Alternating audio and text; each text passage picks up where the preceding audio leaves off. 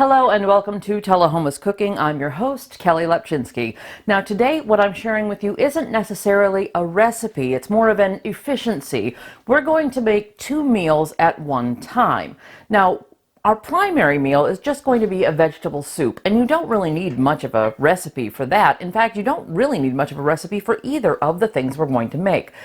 I'm going to tell you how it ended up being a convenience though, because recently, as you may remember from the Weezer's Shrimp Meat Pie episode, I have been doing some community theater, which means that after work I go into rehearsals and I'm very, very busy day and night, full schedule.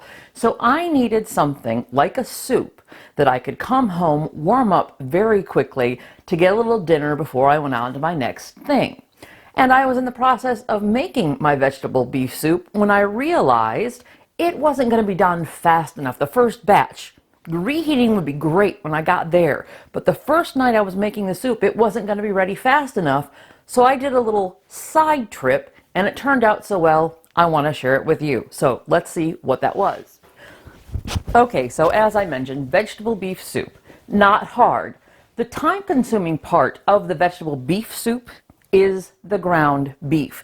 And as it happened, I was in a hurry on the day that I was trying to make it. So we're going to kind of recreate the situation and see what happens here.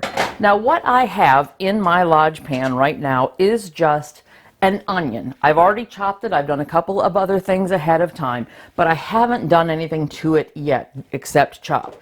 I'm going to put it up to a medium heat, and we're going to saute those onions until they're nice and soft. So a little bit of olive oil in this case, and we'll give them a little bit of an opportunity to sweat. Now, the ground beef would of course be the next part of this. As soon as we have got our onions good and ready to add a pound of ground beef, we will brown that up. But while I was waiting for the beef to get nice and brown, I realized that I was going to have my onions and my meat ready to go and ready to drain about the time I needed to go. So I thought, well, heck, I'll save a little time and use this second pot here to get the veggies started. Now, I've already opened and drained a can of cut green beans, and we'll go ahead and turn that one on to medium heat. And I've opened and drained a whole kernel corn, which we will also stick in there to get nice and warm. And then for me, this is just a time saver for me. I used to turn my nose up at Veg-All. I really did. I'd never considered using this product until just a couple of years ago when I realized that potatoes in my house last too long. I don't use them fast enough. They grow eyes, they become inedible. And I really do like a little bit of potato in my soup. But again, we're trying to be fast here, and cutting and peeling and getting potatoes bite-sized and ready to use, and even par cooking them before they go in with vegetables just wasn't something that I was going to do. So I rediscovered Veg-All. This was in the house when I was a kid. Not something I use as an adult, but I am glad to have returned to it. 1 can of Veg-All, which I believe I also drained. And you can see there's a nice smattering of potato in there. And boy, that was a lot faster than going through the whole process of peeling and chopping potatoes. So I'm over here, my onions haven't even sweated yet, and already I have got a pot full of vegetables that are going to be coming up to heat on their own. Now, pan is slightly hot, so I will start getting my beef in there to brown. Okay. Now you know this is going to take a little while, and I always like to crumble the beef up with my hands so that I know it's in uniform pieces. But I'll go in there once the pan's actually hot enough. I'll go back in there with a utensil. Right now I'm just touching the cold beef and not really into a hot pan. All right, but I do want to get that grease off my hands. I know you didn't see me wash going in, but you're going to see me wash coming out. At least a little bit. There we go. Okay, so what's the big deal? I've got my beef browning in one pot, I've got my veggies in the other pot. What's so interesting about that? Well, I'm going to turn the heat up here. We want to get this to try to brown. And remember, you know, I'm trying to get somewhere, right? And I got to wait, and I've got to wait, and this has got to be brown enough that I can drain the grease and then get all the veggies and the tomato up to heat, and it's just not happening. I'm just not getting anywhere real fast. So I think, okay, we'll get this started. We'll make the beef. I'll have the tomato soup tomorrow. Tomato soup. Tomato's the base of our vegetable beef soup. I'm opening the tomatoes. So I went, all right, let's go ahead and put the tomatoes on these vegetables over here and get all of this up to speed. So it'll all be ready to dump right in when we are ready for it. And that was the basic premise. That was really all I was doing to try to speed up the process at the time, was just to get the vegetables up to heat so that they would be ready when the beef was ready. It's not where I stopped though. So that's going to come up to heat. We're going to let it hold a little bit of heat. We're going to turn it up a little bit, speed the process up just a little bit. And since it's all going back in one pot, I'm basically cleaning off my spatula with the beef right there. And here you go. So again, taking a while. And it occurs to me, as I mentioned the Weezer's shrimp meat pies episode, I had some shrimp left over that needed to be used. I mean, fresh shrimp is only going to stick around so long unless you decide to deep freeze it. So while we're still waiting for the beef to brown, I'm going to take a quick commercial break, come back when it's ready, and tell you what I did after this.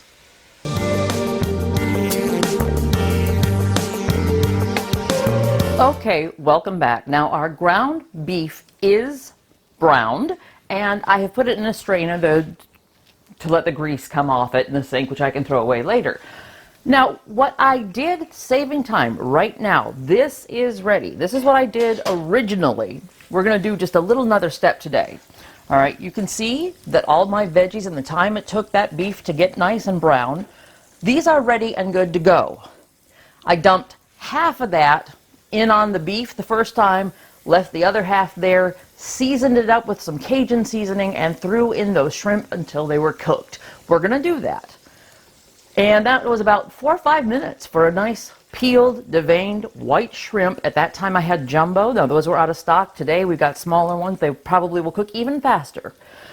But today, because I know that's my end result, I know that's where I'm going, I'm going to do an extra step. Because I have another ingredient from those shrimp meat pies that I have to use. You have 7 days after you open the jar. And I didn't realize that. So I have red bell peppers that went into the shrimp meat pies. I also have celery and onion. And if you saw that episode, or you're just familiar with Cajun cooking, that right there is the Holy Trinity. So we're going to get the Trinity nice and cooked down a little bit, soft and ready to go. Because what I'm going to do is leave a little bit of it in the soup and put a little bit of it over in what I'm about to make Cajun. Dog interruption there. What I was saying is, might as well add the Trinity while I'm not pressed for time. This time I'm not in a hurry to get anywhere. So I think that's just another level of flavor that will help both dishes. Now, I will say this, I don't usually put bell peppers in my vegetable soup. But I don't think they're going to hurt anything. And I actually went ahead and Googled, does anybody put bell peppers in their soup? Is that a thing? And it is. There are people who do. So I'm more confident after hearing that that's a fine addition. So here we are. We've got our Trinity good to go and our vegetables good to go. And what I'm basically going to do is a little half and half. So I want my vegetables for the vegetable soup, of course. And I only wanted enough veggies left over to make, you know, basically a serving, a quick dinner. I was on my way out of the door of our shrimp dish. So we're going to grab a spoon and put some of that Trinity, which I kept on the side while I was adding that in, and put that over there with our veg. Now clearly I'm getting more than a serving right now because I've made more vegetables than I did last time. But the intent is the same. I took the veg, threw in some seasoning, threw in some shrimp. Well, now I took the veg, threw in some Trinity, and now we'll add some seasoning and the veg. Now, it just so happened, and I don't have it here, I happen to have some Creole seasoning from something I had made previously and I had mixed up in my home, and I just threw a handful in there. Well, instead today I'm going to be using a Penzeys spice. It's Cajun seasoning, which I have not tried yet. So I'm going to be bold with the Cajun flavor and assume that a good pinch is going to do us. I'll do a little pinch or two. And that should be a nice addition to those veggies and the Trinity over here. And over here, what I want is the flavors of my vegetable soup. So, a little garlic, and I'm not measuring today. This is just cover the veggies to the point you feel confident with. Taste and alter, that's what we always do. Now I think the Cajun spice already has garlic and pepper, so I'm not going to add those, which is what I just added over here. Garlic powder and some black pepper.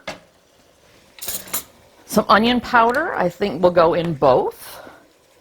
Absolutely, I'm a big fan. Of course, we had a full onion in both of our mixes, both the Trinity and the vegetable, so we probably don't need a lot in the way of onion powder on either side. And then we're going to do the basil and oregano that I like in my vegetable soup. A lot of basil there. Okay. And as much oregano. And I just basically fill up a handful and open up the flakes just a little bit. Just kind of crunch them in. So if they're holding any of that residual flavor from before they were dried, that gets released. So now we've got the exact same components with different spices. Okay. Now, for my drained beef, here comes the vegetable soup. Vegetable beef soup, because here comes the beef. A couple of the onions stayed in the strainer there. Colander, whatever you prefer to call it. And then to make it more soupy, turn the heat down on that. There's a lot less in that pan than there is over here. To make this more soupy, first of all, we're going to add our 4 cups of chicken broth. Less if it looks like you need it. Generally, I do end up using a whole carton of chicken broth or beef broth if you have it on hand. I just never have it on hand, and I don't find that it affects the flavor of my dish enough to bother to have 2 different kinds of broth in the house. I can use chicken broth for so many things that I am quite satisfied using it in something that's going to be so well seasoned anyway. So we're going to go ahead, I think we use the whole carton here, and put that in there. I'll probably put a little more basil and oregano and pepper and onion on there to compensate, because we've just added 4 cups of liquid that have only stock seasoning, or in this case broth seasoning. So we'll do some more of those seasonings here. A little more. Which one was that? Basil? Basil. A little more oregano. And a little more garlic, pepper, and onion powder. Okay.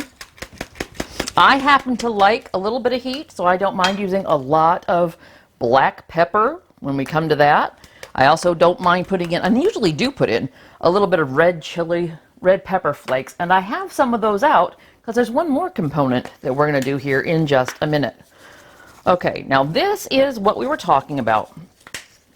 That vegetable soup may now be all together, but that's not ready to eat. If you're quick and need to get out the door, you want all those flavors to come together. And I'm debating whether or not I even want some more tomato in there. It's available to me. Another can of tomato is available to me. And since I split it sort of half and half with these two, I think I will. I think I want more tomato in my vegetable beef soup. So you get in there, buddy. And then what will happen is we'll go and taste that later and see if I need to adjust the spices, because once again, I just added, what was that, about 14, 15 ounces of another liquid that doesn't have any of those herbs and spices in it.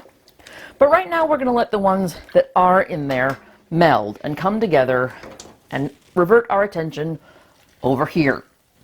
We've got our veg ready to go. I can smell the Cajun seasoning is not quite the same as the Creole that I did last time. In fact, I'm kind of curious. Let me just see. Ooh, that's warm. That is definitely warm. I like it though. I like it. And what we're going to do now is, let's say this was the leftover shrimp that I had from the episode. It's not. These are smaller shrimp, and these are also tails off. So don't even have to worry about that. And it just got about, you know, a handful, because this was, at the time, leftover shrimp that was just going to be dinner that night. Now these take 4 to 5 minutes. If you look before I cook them, if you haven't worked with shrimp before, if you haven't cooked shrimp before, it seems daunting. It's not. Just try not to overcook them. They're very white as they go in. And you've got tomato in here, so it might be hard to notice when they turn pink. You might think. It actually is not that difficult because you have had shrimp in some other form. Even if you've never cooked it, you know what a cooked shrimp looks like. So you just give it 4 or 5 minutes, and then you can eat this directly from the pan if you'd like. Now we've had enough time that we've let this constitute just a little bit. So I am going to, I was going to wet it down with some chicken stock, but we put all that in there. So I might even take just a little bit, since it's all tomato, and I might get a little basil in this dish, but that's all right. Just get a little bit of wet in there again. And in the 4 or 5 minutes it takes for that to cook the shrimp, we've got one more component we're going to do for the last segment. So I'm going to give those the 4 or 5 minutes while you watch these commercials, and we'll be right back.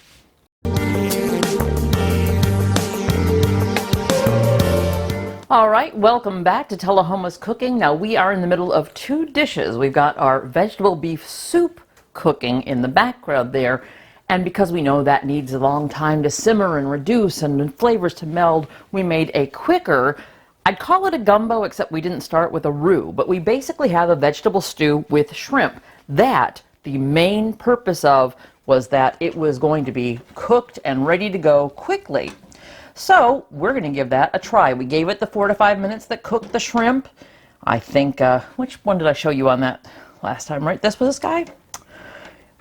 Granted, you're going to see some tomato on there, but I think you can tell that is a cooked shrimp and that it's good to go. So while we were in the commercial break, I washed up the bowl that the raw shrimp came out of, and we'll just make a little dish of our shrimp not gumbo right there and see how that came out before we move on to the next element that goes with our soup. Okay, now if you have been to a shrimp boil, you already know the shrimp and corn go together great. Also the Trinity and the Cajun seasoning, great. The only thing that I would probably leave out if I was trying to make this from scratch are the green beans. But doing this, making 2 meals at once, they don't hurt anything. I wouldn't put them in. I'd probably put okra in if I was planning to make this dish. But for making 2 dishes, one that I can keep, store, and reheat, and one that I can eat right now, that works perfectly fine. Okay. So then, what else are we doing? Well, I'm sure that many among you see this group of ingredients and go, oh, I know exactly what she's doing. But if we gotta wait for the soup to taste right anyway, I say, let's make some fancy schmancy Southern crackers. Now these are firecrackers. I've had them, you've had them probably. Didn't know what they were called, and I've never made them before. But I looked up the recipe and it looks relatively easy, I will admit. One ingredient in my house is not the right ingredient, so we're going to be trying something new. But we're going to start off with a gallon bag, Ziploc bag. You could do this in a bowl. And putting in a 1/2 cup of a neutral oil. You don't want to use an olive oil here. You want to use like a vegetable oil, a canola oil. I think mine is vegetable oil. And season that. Now, I've not done this before, so I have to have a little cheat sheet over here. 1 ounce, which is this whole thing, of a ranch seasoning. Now, I ordered the Hidden Valley Ranch seasoning, but I didn't get the salad dressing. I got a dips mix. I'm going to hope very much that the flavors are the same, but this is meant to just add into a sour cream. It smells a little different, but hey, we're going to season it up and we're going to give it some red pepper flakes. We might not even notice the difference. All right, so speaking of red pepper flakes, a good tablespoon of red pepper flake will go right in this recipe. And of course, I'm making a little mess here, but that's okay. Whatever I scoop up from here can go right in my vegetable soup. I told you I like red pepper flakes in my vegetable soup as well. And in fact, let's put in a few more. All right, that's what makes the crackers fire crackers. That's bringing the heat. Then it also says a tablespoon of onion and garlic. So we will have our, not a tablespoon, a teaspoon each of our onion powder and our garlic powder. Hopefully my teaspoon can fit in there. Doesn't look like it will, so we'll have to pour it in. That's all right. I think I can work with enough pepper. Every time I do these shows, I work with just enough pepper to make my nose run. So if you hear the sniffles, just know that that's where we are. It's that part of the show, folks. All right, I'm just going to measure that out because my spoon does not fit into that garlic container. It's one of the reasons I really do like the big round containers of spices. You know, you can really dig in there with your measurings. And then I think that's all of the good stuff you want to put in there, except it calls for parsley flakes. Well, I'm not a big fan of parsley. I am a big fan of cilantro. And once again, you're just coming in there with the red pepper flakes. So probably not going to notice it anyway. I don't know. Never made them before. We'll find out. So we got two. For a first timer, I usually love to follow the directions, but nope. Here we've got parsley flakes substituting cilantro, and we've got a ranch dip instead of ranch salad seasoning. Now what I'm doing up here is just, if you've not made it yourself, you probably know if you have, is we're just getting all this good stuff mixed up so that when we dump 2 sleeves, now this was the amounts that I used were measured out for 2 sleeves of crackers. I didn't want to do a full box of saltines. That would be way too much for me to eat. And it's a little late in the day for me to take them into the office for them to eat. And while I mention that, I am going to have these done today. Now, if you've made these and you probably made sit-em-out crackers, that's not what we're doing. It's basically the same idea, but we're going to bake them, get them done more quickly. They are going to have to sit for a little while to get that flavor in there. So we're going to get those in and let them soak up some of that oil and seasoning. But we're not going to let them sit overnight like a lot of recipes call for. And that's basically just a purpose of, hi, television show. I did one episode when we did the Easter soup where we took 2 days to film the episode. But we're not going to do that to make spicy crackers, okay? We're going to just speed up the process a little bit, put them in the bag, make sure they're all coated, and then give them about 20 minutes to soak up the seasoning before we line them onto a parchment paper lined baking sheet and put them in the oven. You can see I've already got it up to heat 250. You don't need it very hot, you just need enough to sort of crisp up the cracker and bake the goodness in. And so we're going to put them in once we've got them on that cookie sheet. Now, right now, I'm going to just sort of toss them while I'm talking to you. You might notice, if you're eagle-eyed there, that I've got another bag on this handy-dandy device here. This, what should I call this? My rolling counter. And what this is was just a reminder, because it's that time of year. As I am filming, we are at the end of February, the beginning of March, and we know Easter is coming. Not soon, we haven't entered Lent yet, but we're getting closer. And what I like to do at this time of year is when I cut all of these onions, that was 2 of them, yellow onions, save the peels. Because by the end of the month, by the end of Lent, you'll have enough to dye your Easter eggs naturally. And if I remember, we might do an episode where we do that. But I just wanted to point out that start hanging on to your onion peels if you're using yellow onions. All right, we're going to get these guys mixed up. I know that's making a lot of noise, so I think I'm going to take a commercial break and let them do their 20-minute sit. We'll come back to line them on the parchment paper. Tell you what, you don't need to see me line up a bunch of crackers on a cake cooking sheet, do you? I don't think so either. We'll come back when they come out of the oven. About 15 minutes. They're going to sit in here for 20 to 25 minutes, get lined on a baking sheet, go in there for, I don't know, 15 minutes. When they come out, we'll try the soup and the firecrackers after this.